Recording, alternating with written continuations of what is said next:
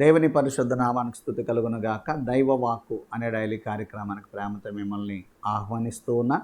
ఈ దినమంతా దేవుని కృప మీకు తోడై ఉండాలని, దేవుని సన్నిధి మీకు తోడై ఉండి, మీరు తలపెట్టే ప్రతి కార్యం సఫలం చేయబడి మీరు మీ బిడ్డలు క్షేమంగా ఉండాలని, అభివృద్ధి పొంది వర్ధిల్లాలని దేవుని సేవకునిగా నేను మిమ్మల్ని దీవిస్తూ ఉన్నాను. ఈరోజు దేవుని వాక్యం కొరకు ఎఫెసీయులకు రాసిన పత్రిక 4:30 నేను చదవాలని ఆశపడుతూ ఉన్నాను.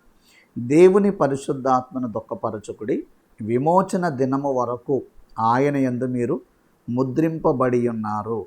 మళ్ళా చదువుతున్నాను. దేవుని పరిశుద్ధాత్మను దుఃఖపరచుకుడి, విమోచన దినము వరకు ఆయన యందు మీరు ముద్రింపబడి ఉన్నారు. దేవునికి స్తోత్రం. పరిశుద్ధాత్మను మనం దుఃఖపరచకూడదంట. చాలామంది పరిశుద్ధాత్మ లేదు అని మాట్లాడేవాళ్ళు, పరిశుద్ధాత్మ కార్యాలు లేవు, వరాలు లేవు అని మాట్లాడే వాళ్ళని మనం చూస్తూ ఉంటాం.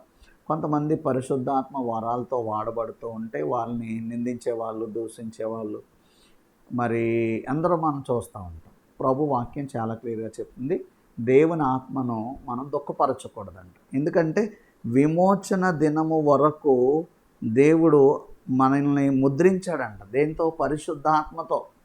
మరి పరిశుద్ధాత్మే లేదు, పరిశుద్ధాత్మ కార్యాలే లేవంటే నువ్వు దేని చేత ముద్రించబడ్డావు?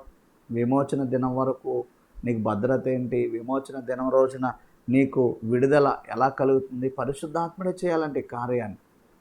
పరిశుద్ధాత్మలో ప్రభువు మనల్ని ముద్రించాడంట. దేవుడు మనల్ని ఎలా ముద్రించాడంటే పరిశుద్ధాత్మలో. ఆల్రెడీ మనకు ఒక షీల్డ్ వేయబడింది, ముద్ర వేయబడింది. దేనితోటంటే పరిశుద్ధాత్మునితో.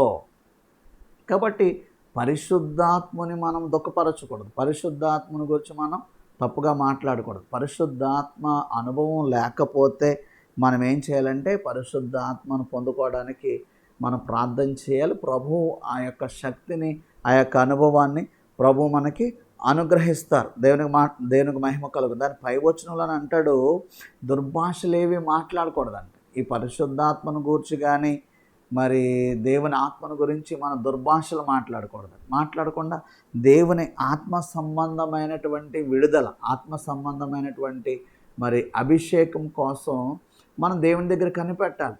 వాక్యంలో మనం చూస్తే ప్రభు అంటారు కదా, చూడండి, తండ్రిని కుమారుడు రొట్టెని అడిగితే రాతినివ్వడు కదా. ఏమండి? అలాగే అడుగు వారందరికీ ఎంతో నిశ్చయంగా దేవుడు పరిశుద్ధాత్మనిస్తాడంట. ఏమండి? ఇప్పుడు కుమారుడు అడిగితే తండ్రి ఎంతో నిశ్చయముగా మంచి ఈవులను ఇస్తాడంట కదా. ప్రభు అంటారు, మీరు చెడ్డవారయ్యుండి మీ పిల్లలకు మీరు మంచి ఈవులను ఇయ్యనెరిగి ఉండగా. అంటే మనం చెడ్డోళమైనా మన పిల్లలు బాగుండాలని కోరుకుంటాం కదా. మనం రొట్టె అడిగితే రాతినివ్వం కదా, పాలు అడిగితే పామునివ్వం కదా. మరి మంచివాడైన మన పరమ తండ్రి అడుగు వారందరికీ ఎంతో నిశ్చయముగా పరిశుద్ధాత్మనిస్తానంటున్నారు. అంటే పరిశుద్ధాత్మతో మనల్ని ముద్రిస్తాడు ఆయన. ఆత్మ నింపుదలతో మనం ముందుకు సాగాలి. అందుకే ప్రభు వాక్యంతో మాట్లాడుతూ అంటారు కదా, నా ఆత్మ లేనివాడు నావాడు కాదు అన్నారు.